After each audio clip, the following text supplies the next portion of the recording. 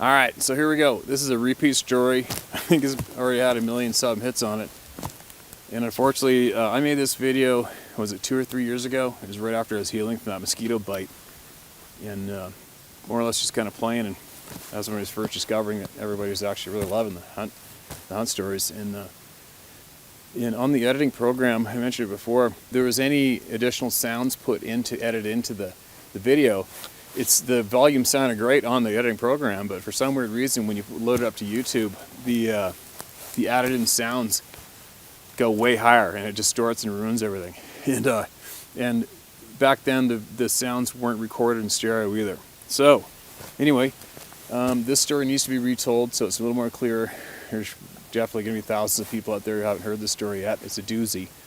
And as well, the audio from this is going to be used in a new podcast, which is going to be launching within a month. So here we go. And just so all you guys know, I mean, I don't know why my memory's been on fire since I was a kid. I can remember the craziest conversations and experiences very, very accurately, and that's probably why I can tell a story well, a recollection story well. It's nothing scripted. I don't write anything down. It's just I'll even try to remember some stories to tell as I'm driving down the road. Like, oh yeah, I remember that time. Or I'll be having a beer with buddies in hunting camp or whatever and telling bullshit stories, and all of a sudden I'll remember a cool one. And oh man, I got to tell that story, and then I'll forget it again. Like right now, I know there's a handful of stories I completely forget, but I'll remember them eventually, and I'll get them shared on here. This story goes back about, usually, people who called me, I usually say, 6, 7 years, 4 or 5 years. I just rattle those numbers out. If I had to really sit down and think accurately, this story happened probably 8 years ago, possibly 9. And once again, I'm not a gun guy, I'm not into guns, I've never reloaded anything in my life. And a gun is like a tool is to a mechanic is what a gun is to me. I had a 300 Ultramag Remington 700, which is basically a small missile launcher. And it's a gun that I use. It keep anybody fairly secure between the ears for if and when the 1 in a million goes down. This shit flies with a large Grizzly charge or any kind of charge, wounded moose, bull moose, or whatever. It's a very significant piece of equipment to use to keep you safe and stop a charging large game animal.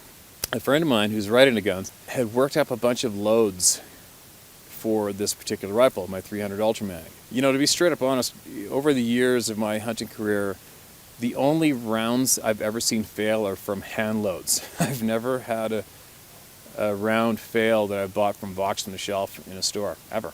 And to be honest, I don't go near handloads anymore, ever.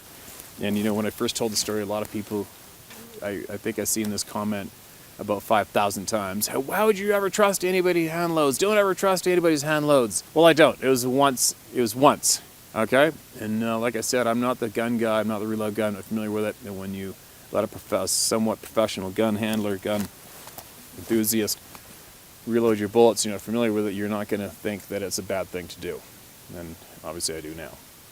So this is what happened. I had these shells reloaded for me, and off I go into guide camp for the season. Just so you know, once I leave the highway, when my rifle goes in the scabbard and I saddle my horse, I load the thing up, never put one in the tube, and those rounds stay in my rifle basically for the whole guide season, because you don't unload your rifle completely when you get to camp, because you never know when you possibly may need that firearm. Obviously, you're in the middle of frickin' nowhere. And where we were this particular season is we were about a 10-hour horseback ride north of the Alaska Highway, about halfway between the Yukon border and Fort Nelson. How's that for positioning? Remote. I mean, when we go back into those mountains, there's nobody. The moose, the grizzly, the mountain sheep, the stone sheep, the elk, they see us, and they see us only for a few months of the year, and once we leave, that's it. During this time, grizzly bear hunting was still open in British Columbia, and it will be open again, mark my words. Where we hunt grizzly bears, they typically avoid us like the frickin' plague. They are scared shitless of us, which on average any popular hunted game animal is terrified of us, big time. And they show us a big wide berth of space when they come across us or smell us or see us. You'll hear people on online or on hunting forums, the true paranoid people, I call them, they're terrified of bears. It's always the same people that say they get charged every single year. And meanwhile, they're weekend warrior style hunters. They're not full-time hunting guides. And believe me, that does not happen that common. You know, in all the year, what I've been at this gig for 20 years guiding plus, I've been running around British Columbia hunting for, I don't know, 30-something years. And I have been charged by grizzlies unprovoked. Charged, like bluff charge. I've had a few bluff charges, big deal. They huff and they puff and they bounce towards you a few times, and that's about it. You know, a lot of people, I got charged by a grizzly bear. All right, well, I could say that about those incidents, but actually what happened was I was bumped into a grizzly, scared them, they huffed and puffed at me, jumped at me twice, and turned around and took off. No big deal. If you tell me you were charged by a grizzly bear, what I believe a grizzly charge is, when their ears go back, they focus on you, and they're coming at you doing 40 miles an hour. That's a bear charge, okay? Not a bluff charge. But anyway, it's not that often. And probably 99% of the grief I've ever had with predators, I started it first, okay? And it's from hunters wounding them or me stalking them to kill them in getting busted or on the shot. And that's when I've had my grief, except for one time. Now this particular fall, like I said, we got the same rounds are in the gun for the whole fall, okay? And it's the September, to start off with, it's September 1st to 10th hunt. It's the first hunt, and it's usually a moose and elk combo hunt, and possibly grizzly if the guy's got a tag. And this particular hunter had a moose and elk tag, guy from the States. And we're on this ridge, a sharp ridge like this, that went down, and then connected to a mountain face in front of us. And on this side of the ridge was a big basin, and that side of the ridge, big basin, went down, you could gloss across and call for moose or elk on either side. And the top of this ridge was maybe about 10 yards wide. And there's a major kick-ass game trail along the top of it. And if you went along the top of this ridge, then it would dip down about 10 or 15 yards in depth, and then it went dip back up and straight up that mountain face. And before I got onto that ridge, we're way back the other end of it, about 400 yards, and I could see this huge sow grizzly bear on that face with her three-year-old cubs. And you can see them here. I took a video of them, and this is the actual bears right here. And they're grazing away, and the sun's up. It's getting kind of warmer out, September, and nothing's really calling. And I didn't want to go out on that ridge and start calling yet, so I wanted to see where those bears were going to go. And they were way up the mountain. You know, they were probably, as the crow flies, when they finally lay down and went to sleep way up there, I don't know, I'll bet they're 1,000 yards away, probably, and that's a long ways away. And I watched them, and there's a burn up there, and as they get up the tree line, they disappear, and they finally lay down up there somewhere. But they were predominantly going uphill and away, feeding away. Threat gone. So we went on the ridge, and I called for elk over here, bugle for elk. I'm calling for moose over there for maybe an hour. It's getting hot. It's too hot out. But you know, when you're guiding, you don't go back to camp. And I always urge people when you go hunting for yourself, don't go back to camp. You leave in the dark, you come back in the dark. You stay out there all day long. You don't know when it's going to happen. And it's definitely not going to happen if you're sitting in camp. So what we typically do is we hunt hard for the morning till it gets real hot out in early season, and then we do what the game does. You lay down, you have a rest, and you relax, and you wait during that hot afternoon. So I did a bit of calling for about an hour. That was happening. My hunter, he's having a snooze. I'm sitting there glassing. And then I'm kind of laying back for a minute, and then I hear him wrestling. I kind of listen, and then I hear him. He goes, hey, I hear something. I'm like, what? And now that dip in the trail is right below us. It's right there. We're right up on this little hump. And it's willow, willow about up to here, deep. And he goes, here's something right down here. And I'm thinking, what the hell is it? You know, maybe could be something coming along the game trail. So I come over, and I'm listening, and I look ahead, and on an angle right there, about 15 yards, all of a sudden a grizzly bear, one of those three cubs stood up, 3-year-old cubs stood up, was looking at me. I'm like, oh shit. And I go, don't run. And all of a sudden the other one pops up, and the other pops up, and I go, don't run to the hunter. But meanwhile, too late, he already bucked. He turned around and took off. The first grizzly cub that stood up, he turned around and took off. And you know what? I don't mind that at all, because if you can Google up a couple of the latest grizzly attacks the past few years. A couple guys got shot by accident while the attack was going down. One was a panic guy, shot the hunter. And I think another guy shot his dad by accident or something. So that happens. So if that's going to go down, I definitely don't need a guy who's terrified winging a loaded rifle around if there's a bear charge, especially 4 of them. I don't need to get shot in the back of the head by accident. So anyways, moving along. He took off. So I'm standing there and I've got my Ultra Mag. And I got one in the tube. And I'm aiming at these things. And the 3 cubs stood up and the mom stood up and looked at me. These things are 15 yards away. And if you know anything about bear encounters and charges, she should have charged me. Why she didn't attack me that afternoon is beyond me. I haven't. Why she didn't even bluff charge, I haven't a freaking clue. It's still to this day, it's amazing. I'm so fortunate she didn't attack me. It's mind-boggling. But anyway, I'm totally calm. I mean, I got a freaking cannon in my hands. I'm totally calm. I'm aiming at her, and I'm not yelling at her. You know, a lot of people yell and scream at predators when they see when they're having a close encounter.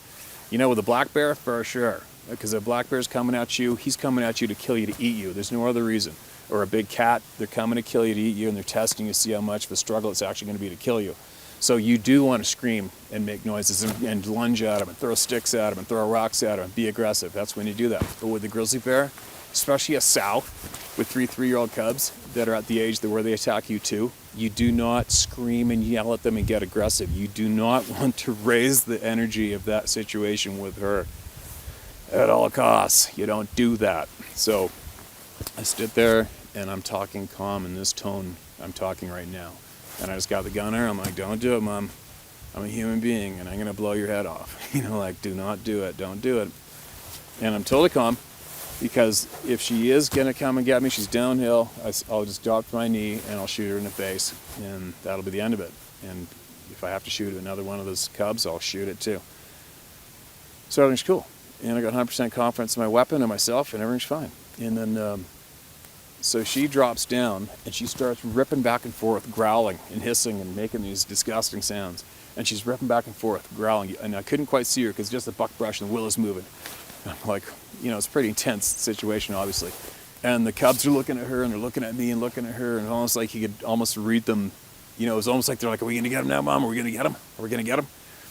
And then, and she ripped back and forth, probably 2 or 3 times, and then whew, she ripped off to the side, and she kept on going.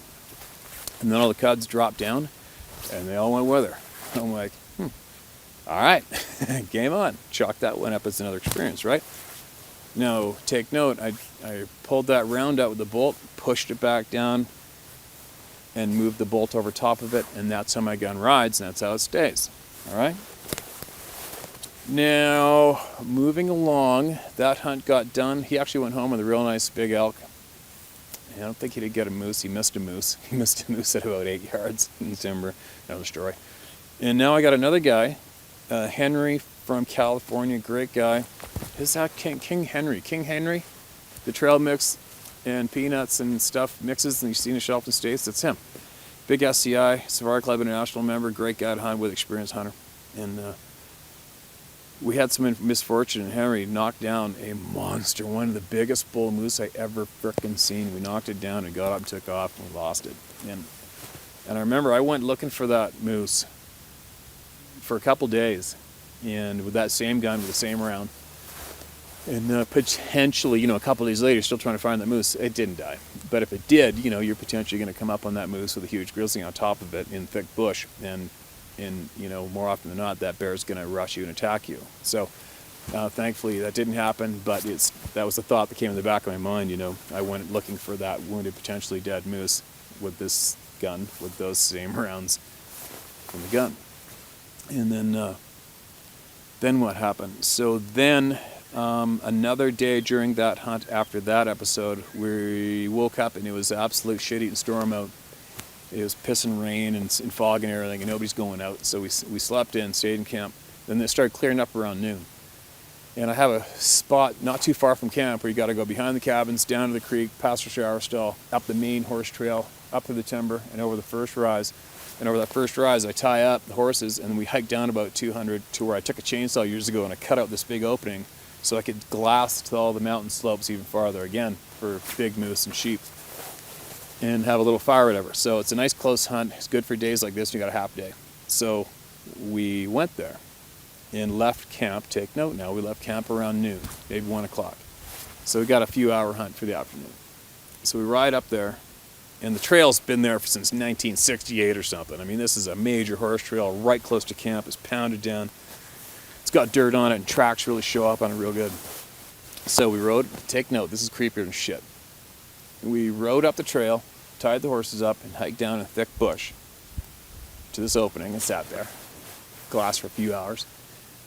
And then it's, it's probably an hour to get, last light, we got like maybe 40 minutes to get back to camp. We hike back up with the horses. We get the horses, and we're riding back down the trail, and we get about halfway down.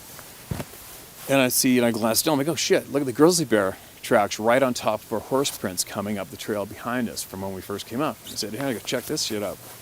Look at this bear. He's like, oh yeah, it's a pretty good one. I go, yeah, it's a pretty big bear. He came up the freaking trail in the middle of the day behind us, which is odd because 90% of grizzly bears are nocturnal in that country, especially where we hunt them, especially big old boars. They are never out in daylight, next to never. So we're riding down the trail, and now we're getting close to camp. I mean, camp's right down there downhill, about 300 from us, and the other horses are running the bells on him, and his track is still on the trail. I'm like, what the hell? So this grizzly had actually came on top of our trail almost from camp in the middle of the afternoon. We got two little boys in camp too. It's just kind of odd. So what I was thinking was, okay, well, obviously this bear was coming up the valley, coming up the creek, looked up, saw camp, and jumped on the horse trail and went to go around camp and went up the trail. That's what my brain's telling me, obviously. So I'm watching for tracks still, and I'm all the way down to the creek where we get our drinking water, where our shower stall is right there, and his tracks came from right there, going up the trail behind us. I'm like, holy shit, man. So now it's getting gloomy light. It's getting, it's very, very getting dark out, and we go up to the hitching post, top the horses unsaddle, put on the bells and hobbles, off they go. And we went into by then Henry and the other hunter were in the cabin, and I am getting undressed out of my shit in the guide cabin because I had to, unsaddle the horses and shit. And then I'm coming around the front porch of the cook shack, the airstrip's right there, cook shack, and here comes this frickin' grizzly bear ripping around the front of the frickin' cabin. I'm in the cabin, I dive in the cabin, slam the door. Mark's like, is there a frickin' gun in here? Is there a gun in here? And then Mark had a 30-06 in there. My Ultra Mag is in my other cabin. And we open up the cabin door again, and this thing's like, rah, rah, rah, rah, making all these disgusting frickin' slobbering sounds. It wasn't a monster bear, it was a boar. It was 7 foot. I think it was 7'4" or 7'6". But anyway, here's this frickin' bear trying to get us in the porch of the cabin. Unbelievable, never happened before.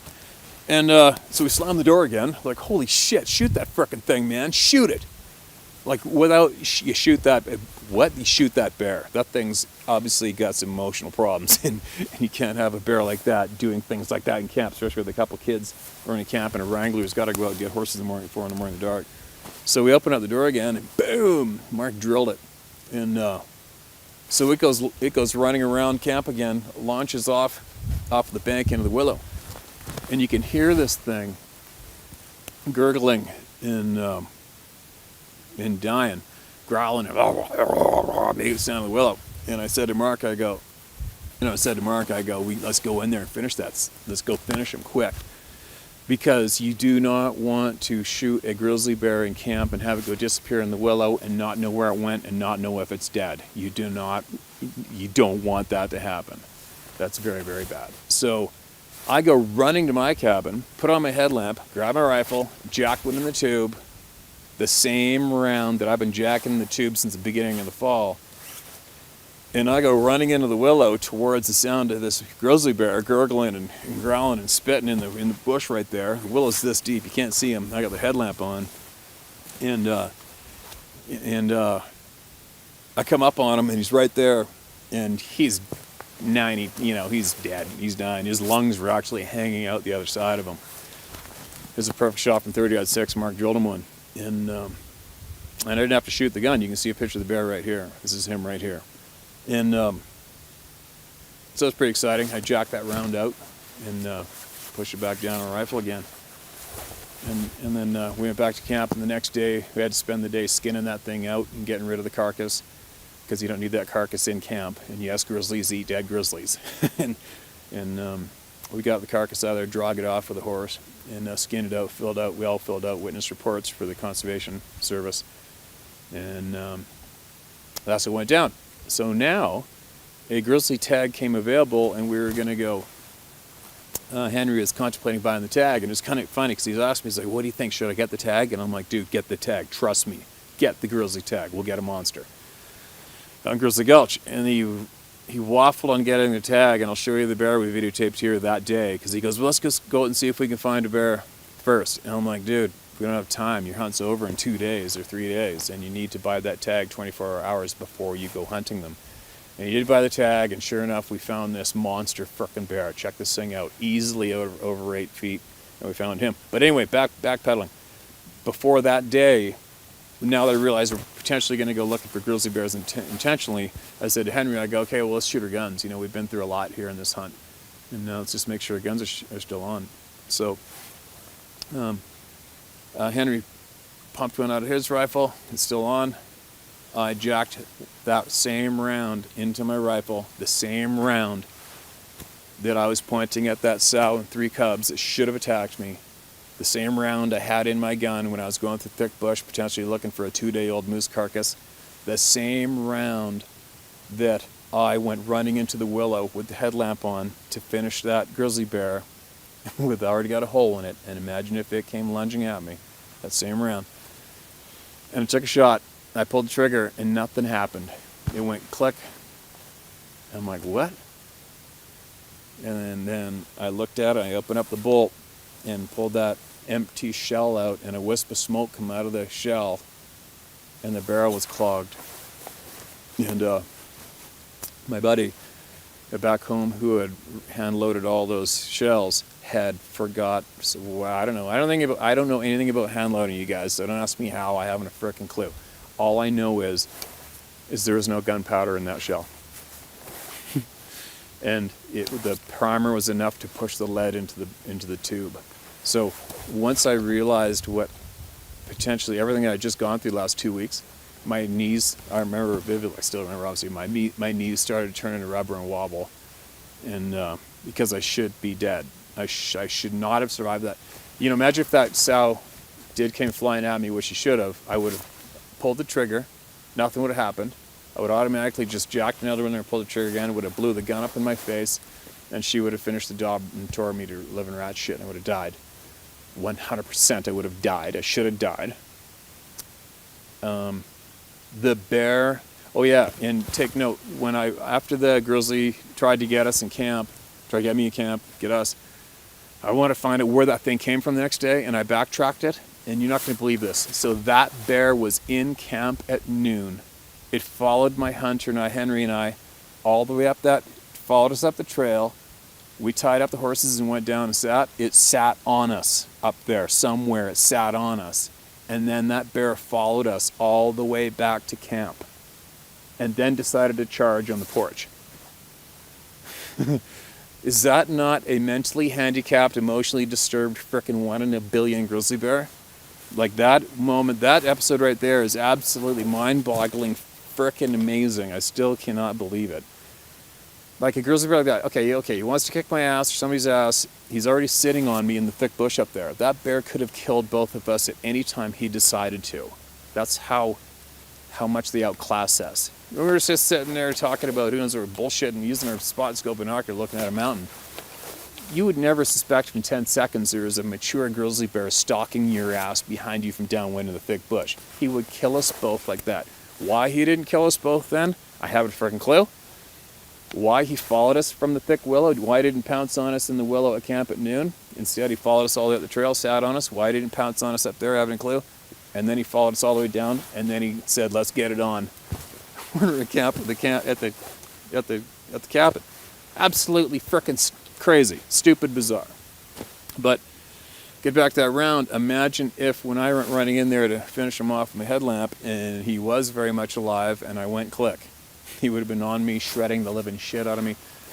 Mark would have blown him off me with a 30-06 for certain. Who knows what kind of shape I would have been in by the time he managed that. But that made me feel absolutely sick.